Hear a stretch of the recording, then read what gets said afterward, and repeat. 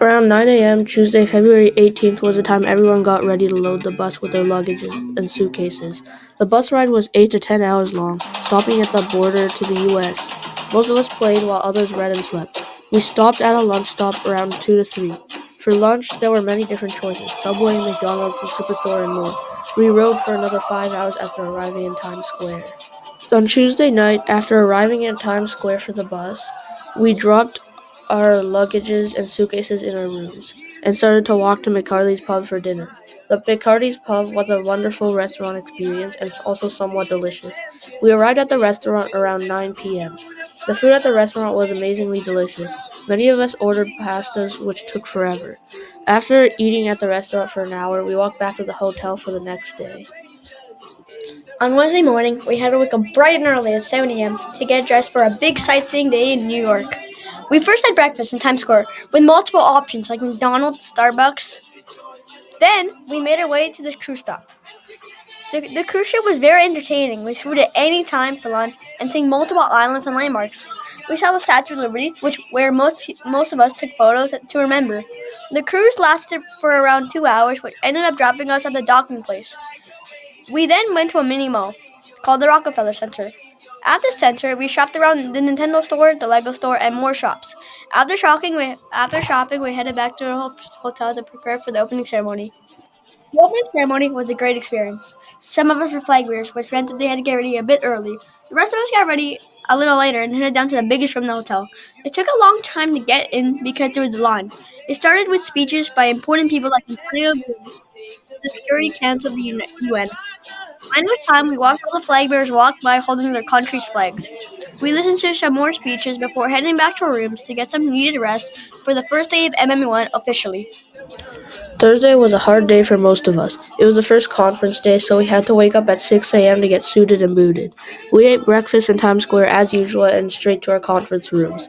The first day of the conference was tiring, but also a huge opportunity to make connections with friends. By the end of the conference, Topic 1 was covered and Topic 2 started. Many people have already made new friends from different parts of the world. We came back to our hotel room to get ready in our casual outfits for Gail's Diner. Gail's Diner was a truly remarkable experience. During our meals, waiters got to sing to us in all directions. Gail's Diner was a really fancy place which livened our moods up. It was similar to last year, Ellen Stardust Diner, when dressed-up singers sang to us while we ate our meals. However, Gail's Diner was much fancier and quieter than Ellen Stardust Diner. We came back to the hotel at around 11 p.m. to get ready and rested for the next day of MMUN. To our conference rooms, as we had to finish the conference at 1:30. We finished the rest of the topic 2 speeches and had breakfast around 30 minutes. We had to quickly after the conference rooms we finished and we had to have 1 hour lunch in Times Square before heading to the UN headquarters to watch some speeches.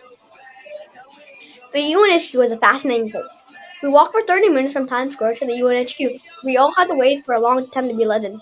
After going through security, we were finally able to sit down and listen to delegates give strong and solid speeches to us. Some of us, the delegates, were us. This lasted for 2 hours before leaving the UNHQ. After we walked back to Times Square in preparation for MJ, the Broadway show. The Broadway show was a 20-minute walk from our hotel. When we arrived, we were assigned seats which were at the top. When the Broadway show started, we were treated to lots of enjoyable songs to sing along to. There were some fries at the show. All of us enjoyed the show, especially some of the songs that they sang. We had an intermission halfway, which many people brought snacks and drinks while discussing the show so far. Most people were having fun and laughing. Once we got on the bus, we rode a whole 9 hours back to our school. We stopped at lunch around 3 p.m., the same place as the bus ride to NYC. We drove another few hours back to the school.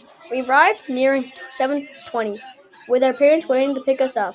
In conclusion, the New York trip was a really cool and valuable experience, and we cannot wait for the elementary students to embark on this awesome trip. A huge thank you to all the educators for planning and helping us prepare for this New York trip. Thank you to Mr. Dolinsky, Mr. Chad, Miss G, Mr. Jarvis, Mr. Mac, Miss Jenny, Maya, and our bus driver, JD, for this awesome experience and to take the time to plan this for us.